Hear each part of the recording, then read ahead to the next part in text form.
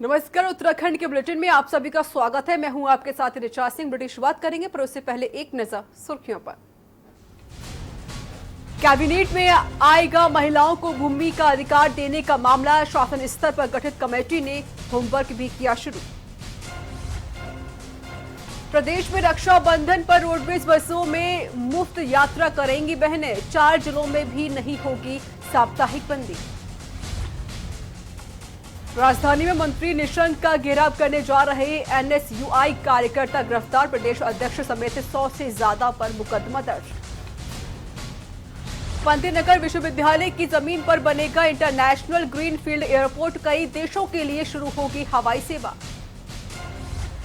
उत्तराखंड में मिले नए 118 संक्रमित मरीज। 4 लोगों की हो चुकी है मौत।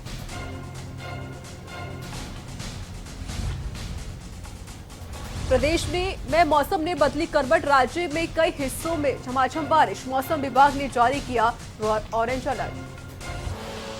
आप देख रहे हैं के न्यूज, खबरों का सारथी।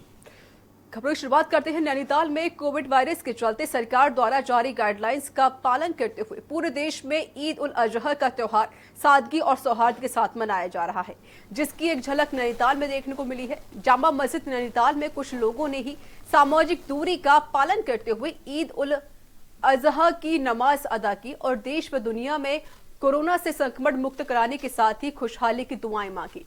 मल्लीताल स्थित जामा मस्जिद के इमाम मोहम्मद अब्दुल खालिद ने मस्जिद में महज 10 लोगों को नमाज अदा करवाई।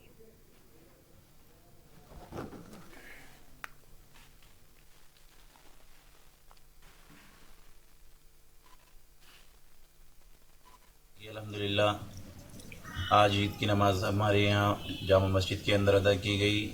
तकरीबन 8 लोग थे और सोशल डिस्टेंसिंग का पूरा ख्याल रखा गया। उसके बाद में दुआओं का एहतिमाम हुआ। दुआओं में ज़्यादातर यही बात कही गई, अल्लाह से दुआएं की गई कि ये जो कोरोना बीमारी है, वायरस चल रहा है, अल्लाह ताला जल्द से जल्द इसको ख़त्म फरमाए और हमारे दरमियान में फिर से वही हालात पैदा करे जैसे हम खुश अखलाक़ी के साथ में रहते थे और खुशहाली के साथ रहते थे। अल्लाह से हमने रुजू किया है। अल्लाह ताला से यही दुआ की गई है कि जल्द से जल्द, अब हम इसकी हिम्मत नहीं रखते हैं इसको बर्दाश्त करने की, कि इसको जल्दी से अब इसको ख़त्म कर दिया जाए। बकरीद का त्योहार देश भर में मनाया गया, लेकिन कोविड महामारी की वजह से इस त्योहार की रौनक काफी फीकी दिखाई दी।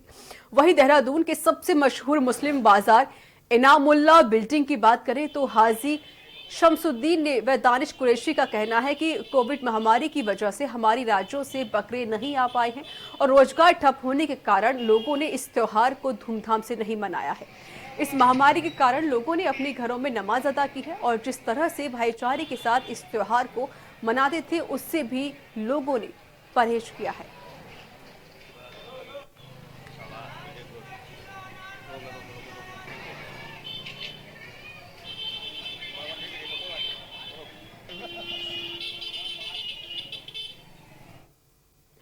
देश भर के साथ साथ देवभूमि उत्तराखंड में कोविड के चलते सोशल डिस्टेंसिंग के साथ जगह जगह ईद अजहा की नमाज अदा की गई।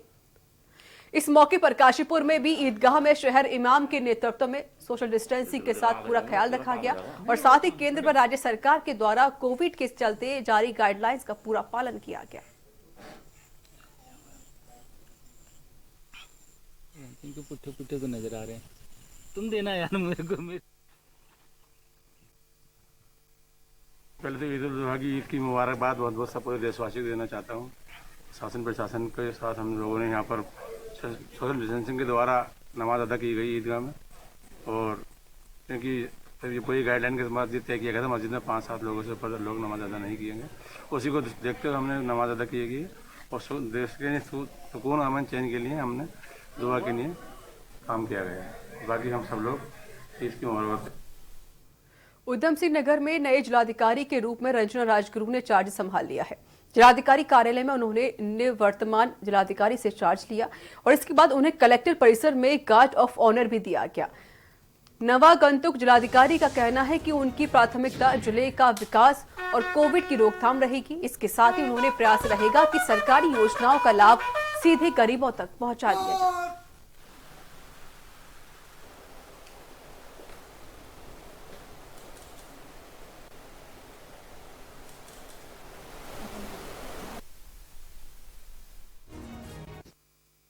उत्तराखंड के सीएम रावत ने कहा कि आत्मनिर्भर उत्तराखंड के लिए ग्रामीण अर्थव्यवस्था को मजबूत करना जरूरी है।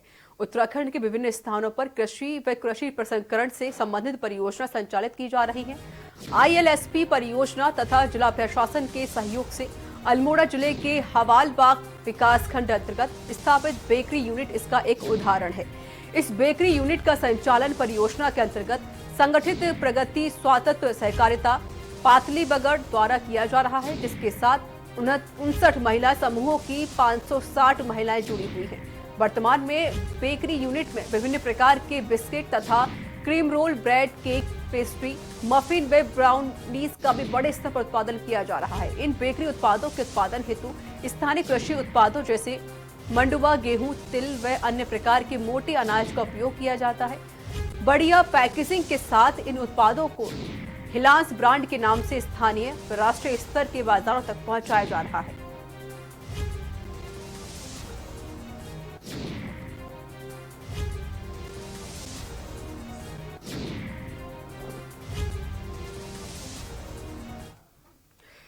प्रधानमंत्री की आत्मनिर्भर भारत के संदेश से प्रेरणा लेकर नैनीताल की रहने वाली दीप्ति भट्ट अपने घर में ही हस्त निर्मित सांस्कृतिक राखी तैयार करने में जुटी हुई हैं। चाइनीज राखी का पूर्णतः बहिष्कार करते हुए दीप्ति ने देश की सीमा पर तैनात फौजी भाइयों के लिए खुद राखियां बनाकर भेज रही हैं।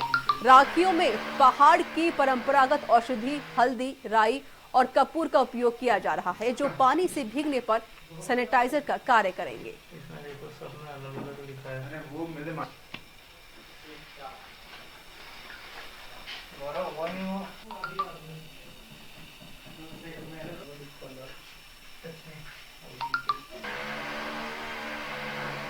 राखियाँ जो बनाई हैं वो हर्बल कलर से बनाई हैं, हल्दी से या मेहंदी का जो कलर होता है उससे। और इनको भेजने के लिए मैंने सोचा है कि चाइना बॉर्डर पे और कश्मीर भेजूंगी। जो फौजी भाई हमारे घर नहीं जा पा रहे हैं, कुछ कोरोना की वजह से नहीं जा पा रहे हैं, कुछ जो तनाव चल रहा है LOC और LEC पे, उसकी वजह से नहीं जा पा रहे हैं, तो मुझे लगता है कि एक बहन होने के नाते मुझे भेजना। नैनीताल पुलिस को कंट्रोल रूम 112 के माध्यम से सूचना प्राप्त हुई कि पॉइंट्स के पास एक 800 ऑल्टो कार गहरी खाई में जा गिरी है। उक्त सूचना पर तत्काल कार्रवाई करते हुए श्री विजय मेहता थानाध्यक्ष तल्लीताल के नेतृत्व में मौके पर जाकर राहत व बचाव हेतु संबंधित पुलिस टीम द्वारा रेस्क्यू अभियान चलाया गया तथा रेस्क्यू कार दुर्घटना में घायल हेम सिंह पुत्र स्वर्गीय राम सिंह निवासी अयार पाटा मल्लीताल नैनीताल जो दुर्घटना से घायल अवस्था में था, उसका रेस्क्यू करके बाहर निकाला गया तथा प्राथमिक उपचार हेतु निकटतम प्राथमिक स्वास्थ्य केंद्र भवाली पहुंचाया गया। बता दें, उक्त स्थान पर कल देर रात भी एक अन्य वाहन वैगनार दुर्घटनाग्रस्त हो गई थी, जिसमें एक व्यक्ति की मौत हो गई थी।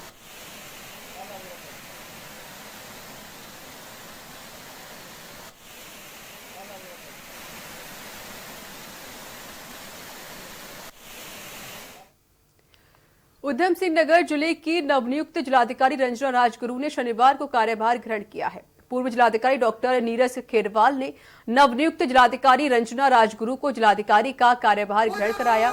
रंजना राजगुरु जनपद की पहली महिला जिलाधिकारी हैं। इससे पूर्व जिले में कोई भी महिला जिलाधिकारी नहीं बनी है। बता दें, IAS रंजना राजगुरु इससे पूर्व बागेश्वर की जिलाधिकारी रही। पदभार ग्रहण करने के बाद प्रेस वार्ता करते हुए उन्होंने कहा कि उनकी प्राथमिकता कोविड-19 संक्रमण को रोकना उनकी पहली प्राथमिकता होगी और साथ ही जनपद की सीमा अंतर्राष्ट्रीय व यूपी के कई जिलों में से लगती है, अतः सभी से समन्वय बनाकर कार्य किया जाएगा। इसके साथ ही जनपद की जनता के लिए कार्य करना उनकी प्राथमिकता रहेगी। पहले मैं जनपद बागेश्वर के पहले मैं जिलाधिकारी में रह चुकी हूँ, जिसमें अपर सचिव बेसिक एजुकेशन और माता में है, तो वो मेरी प्राथमिकता में रहेगा। प्लस कानून व्यवस्था और जो 10 का बैच है IAS का 2010 का। देखिए, सबसे पहले तो आजकल कोविड-19 का जो संक्रमण चल रहा है उसको रोकना, उस पर काम करना, ये तो बट ऑब्वियस है, हर किसी की प्राथमिकता में है, तो मेरी भी प्राथमिकता में रहेगा। और जनपद का जैसे आपने बताया कि इंटरनेशनल बॉर्डर भी है और यूपी के डिस्ट्रिक्ट भी कई सारे ज़िले से बॉर्डर लगता है, तो सबके साथ कोऑर्डिनेशन बना के काम करना, समन्वय बना के काम करना, ये हमारी प्राथमिकता में रहेगा। और यहाँ वक्त एक छोटे से ब्रेक का है। ब्रेक के बाद जल्द हाजिर होंगे।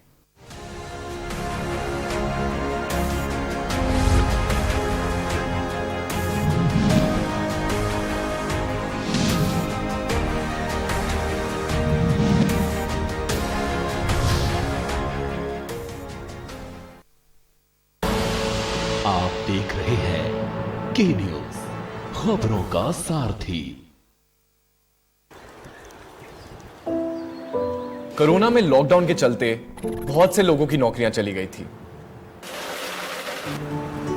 लॉकडाउन खुलने के बाद अब जाकर धीरे धीरे जिंदगी नॉर्मल हो रही है। लोगों को काम ढूंढने में दिक्कत ना हो, इसलिए दिल्ली सरकार ने शुरू किया है रोजगार बाजार, एक वेबसाइट जहां नौकरी ढूंढने वाले और नौकरी देने वाले दोनों मिलते हैं। आपको बस www.jobs.delhi.gov.in पर रजिस्टर करना है। अगर आप नौकरी ढूंढ रहे हैं तो अपनी जानकारियां वेबसाइट पर डालकर अपने पसंद की नौकरी पर क्लिक करके नौकरी देने वाले से संपर्क कर सकते हैं। और अगर आप एम्प्लॉयर हैं तो अपनी प्रोफाइल पर वैकेंसी पोस्ट कर दीजिए, नौकरी ढूंढने वालों की एप्लीकेशन आपके पास पहुंच जाएगी। तो याद रखिए www.jobs.delhi.gov.in। सदियों से जिस पल का था इंतजार, अयोध्या में आने वाली है वो शुभ घड़ी। रामनगरी में अब आरंभ होगा जोरदार भव्य भूमि पूजन से जुड़ी हर खबर। 5 अगस्त को अयोध्या पर महा कवरेज, सुबह 6:30 बजे से लगातार। देखिए सिर्फ के न्यूज इंडिया पर। आप देख रहे हैं की न्यूज, खबरों का सारथी।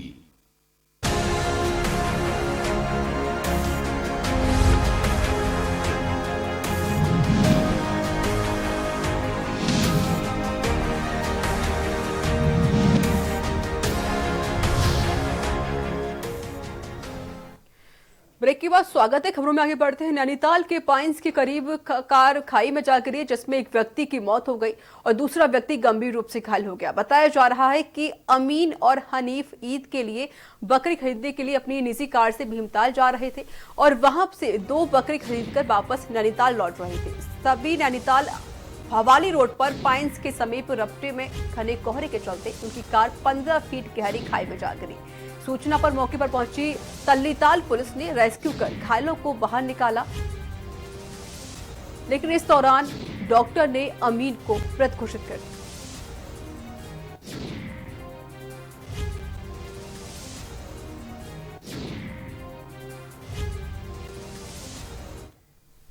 रोड ट्रैफिक एक्सीडेंट हुआ है और भीमताल के पास हवाली के पास खाई से नीचे गिर गई गाड़ी। करीब जितना इन्होंने बताया, इनके साथ जो बैठे थे, करीब 10 से 12 फुट का इनका फॉल था रोड से और सर पे काफ़ी गहरी चोट थी इनकी। तो most likely cause of death इनकी हेड इंजरी से ही हुई है। तो 7:30 बजे के लगभग हमें सूचना मिली थी कि पाइंस के पास एक वैगनार कार खाई में गिर गई है। तो इस टाइम लोग मौके पर आए और जनता की मदद से 2 व्यक्ति इसमें सवार थे, इनको बाहर निकाला गया। एक को मामूली चोट है, दूसरा जो है काफ़ी गंभीर चोट है, उसे उपचार हेतु बीडी पांडे हॉस्पिटल भेजा गया है। विकास नगर के अंतर्गत कालसी चक्राता मुख्य मार्ग पर झजुरेट के पास एक बड़ा हादसा होते होते टल गया। दरअसल देर रात हुई मूसलाधार बरसात के कारण साहिया के पास झजुरेट में पहाड़ी मलबा आने से टमाटर लेकर मंडी जा रहे एक पिकअप वाहन मलबे में पूरी तरीके से दब गई। गनीमत रही कि समय रहते वाहन में सवार 3 लोगों ने कूद कर अपनी जान बचा ली।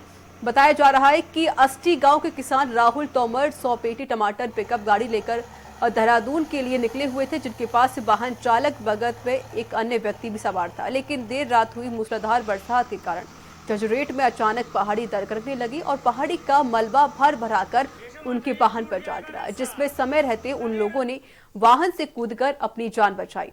हादसा इतना भयानक था कि मलबे में दबकर वाहन पूरी तरीके से क्षतिग्रस्त हो गया।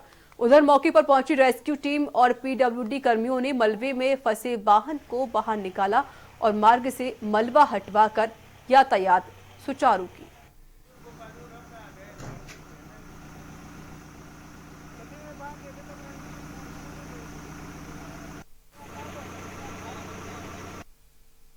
रात को झजुरेट और तेज बारिश हो गई, पिकअप फंस गया। कितना नुकसान हुआ? 100 करेट टमाटर पिकअप नुकसान हुआ। उत्तराखंड में कोविड संक्रमित की संख्या लगातार बढ़ती जा रही है। इस महामारी से बचने के लिए सरकार लोगों को जागरूक करके सोशल डिस्टेंसिंग का पालन करने की अपील भी कर रही है, जिससे इस महामारी की चेन को तोड़ा जा सके। जिसके चलते मुस्लिम समाज के पवित्र त्योहार ईद उल अजहा में मुस्लिम समाज के लोगों से अपील की गई कि वह अपनी नमाज घर पर ही अदा करें। इसी दौरान आज ईद के मद्देनजर रखते हुए सभी लोगों ने घर पर नमाज अदा की।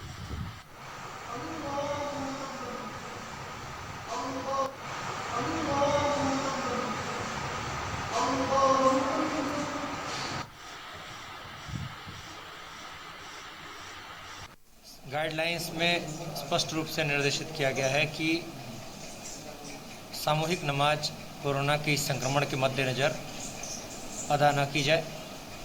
ईदगाह और मस्जिदों में जैसे लॉकडाउन की अवधि के दौरान जो गाइडलाइंस थी कि 3-4 लोग सोशल डिस्टेंसिंग को अपनाते हुए नमाज अदा कर लें, जो एक प्रतीकात्मक नमाज अदा करने की स्थिति होती है। बाकी सभी लोग अपने घरों पर सोशल डिस्टेंसिंग का और मास्क धारण करके अपने घरों में ही नमाज अदा करें। कोरोना वायरस के मामले दिन प्रतिदिन बढ़ते ही जा रहे हैं। बकरीद का त्यौहार जो है आने वाला है, जो कि मुसलमानों का मुख्य त्यौहार माना जाता है।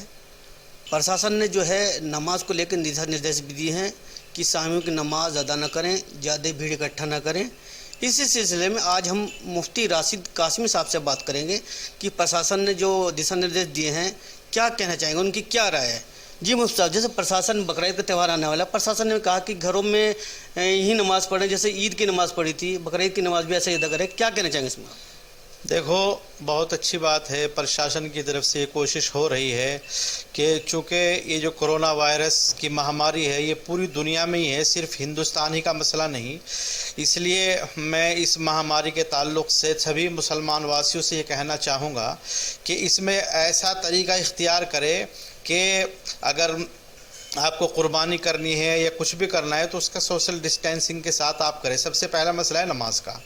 तो देखो, नमाज मस्जिद के अंदर कम से कम, जैसे कि सरकारी गाइडलाइन है, कम से कम लोग मस्जिद में नमाज़ पढ़ें। बाकी अपने घरों में या दुकानों में या कोई अपनी बैठक है, इस तरह से कोशिश ये करें कि ज़्यादा भीड़ इकट्ठी ना हो, उनको पूरे तरीके से फॉलो करें और कोई शिकायत का मौका हम सरकार को न दें। तो ये थे मुफ्ती राशिद कासमी साहब, इनका ये कहना था कि नमाज जो है अपने घरों में पढ़ें और कुर्बानी के वक्त जो है सोशल डिस्टेंस का ध्यान रखें और कुर्बानी पर्दे में ही करें। के न्यूज़ के लिए अकील अहमद, मंगलोर। और यहाँ वक्त एक छोटे से ब्रेक का है, ब्रेक के बाद जल्द हाजिर होंगे।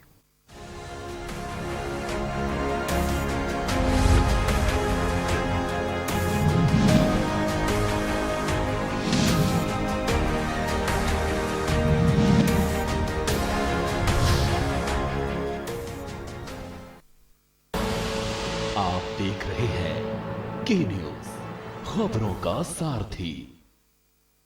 रामलला पर पहली प्रामाणिक टेलीफिल्म, सरयू किनारे चमत्कार की अनदेखी दास्तान, श्री राम के संघर्ष की पूरी पिक्चर। रामलला विराजमान, स्ट्रगल बिहाइंड द ड्रीम। देखिए रविवार रात 10 बजे। TV9 भारतवर्ष, अब तो सब देख रहे हैं। All India ISC Class 12 topper Sumit Kumar Tripathi of CMS Gomti Nagar Campus 1, who secured 99.75%, was awarded rupees 2 lakhs as prize by CMS. Online classes in CMS will continue till the government reopens schools. Prescribed syllabus, book list and timetable are available on www.cmseducation.org. Admissions open in CMS for nursery to class 11th. Contact concerned CMS campus or helpline number 9510200500. आप देख रहे हैं के news, खबरों का सारथी।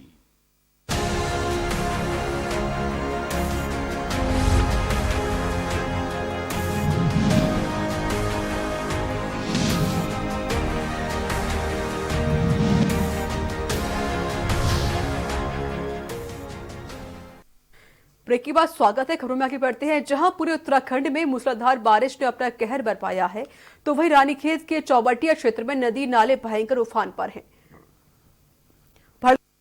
गाय पानी की तेज दहाड़ में बह गई, तो वहीं ग्रामीणों ने रस्सियों के सहारे गाय को सुरक्षित बाहर निकाला। पानी का बहाव इतना तेज था कि सड़क के दोनों ओर गाड़ियों की लंबी लंबी कतारें लग गई।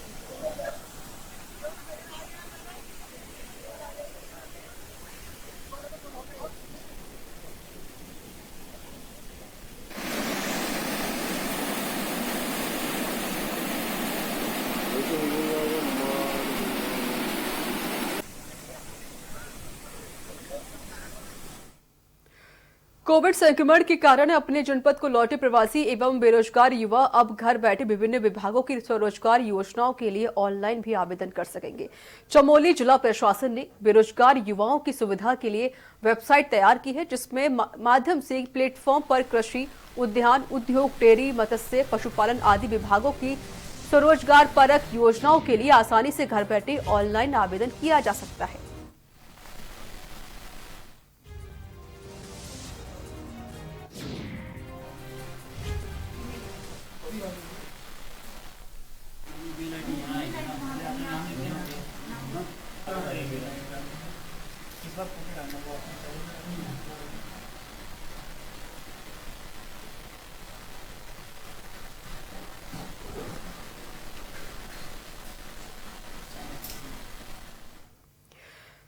पहाड़ों में बारिश का दौर लगातार जारी है। लगातार हो रही बारिश के बाद परेशानियां भी बढ़ती जा रही हैं। रुद्रप्रयाग मुख्य बाजार में बद्रीनाथ हाईवे पर चट्टान टूटने से बड़े बड़े बोल्डर हाईवे पर आ गिरे, जिस कारण बड़े वाहनों की आवाजाही बंद हो गई और हाईवे पर जल भराव हो गया। वहीं रुद्रप्रयाग बाजार के बीच रहने वाले पुनाड़ गदेरे के उफान में आने से गदेरे किनारे स्थित घरों तक पानी घुस गया, जहां रुद्रप्रयाग में ऋषिकेश बद्रीनाथ हाईवे पर चट्टान टूटने के कारण बड़े बड़े बोल्डर हाईवे पर जा गिरे। जिला मुख्यालय में ही बद्रीनाथ हाईवे 5 घंटे से बंद पड़ा रहा है। स्थानीय लोगों की ओर से सूचना देने के बाद भी हाईवे नहीं खुल पाया। वहीं दूसरी ओर रुद्रप्रयाग शहर के बीच बहने वाला पुनाड़ गदेरे भी बारिश के चलते उफान पर आ गया है। गदेरे किनारे स्थित घरों तक पानी घुस गया है, जिसके बाद स्थानीय लोग अलर्ट हो गए हैं।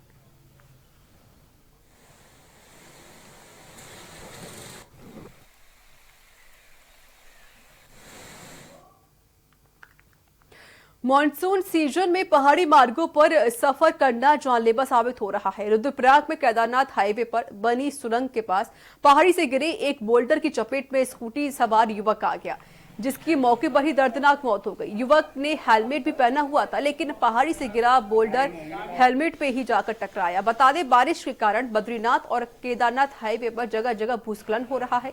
रुद्रप्रयाग कोतवाली कुंवर सिंह विष्णु ने बताया कि पहाड़ी से गिरे बोल्डर की चपेट में आने से युवक की मौके पर ही मौत हो गई। युवक के बारे में जानकारी जुटाई जा रही है।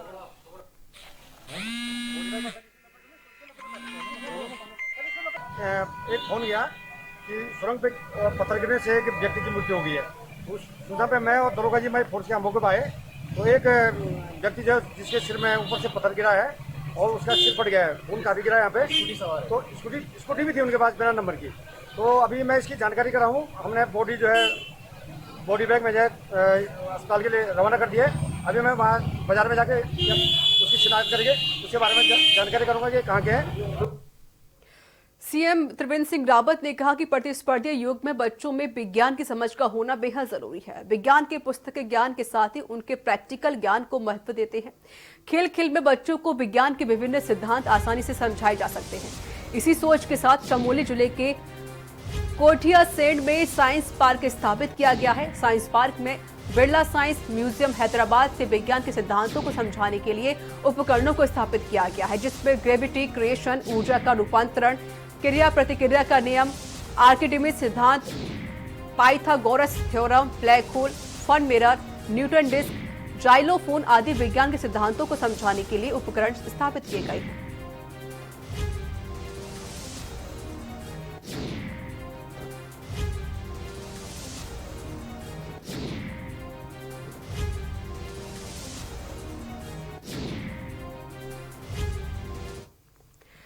सीएम त्रिवेंद्र सिंह रावत की अध्यक्षता में हुई कैबिनेट की बैठक में कई अहम फैसले लिए गए हैं। सीएम त्रिवेंद्र सिंह रावत के मंत्रिमंडल की बैठक में कैबिनेट के 4 घंटे तक यह बैठक चली, जिसमें कई बिंदुओं पर चर्चा की गई, जबकि एक विषय को लेकर मंत्रिमंडलीय कमेटी बनाई गई है, जिसमें कुल 3 प्रस्ताव आए और उनमें से 28 प्रस्तावों पर कैबिनेट ने अपनी मुहर लगाई है।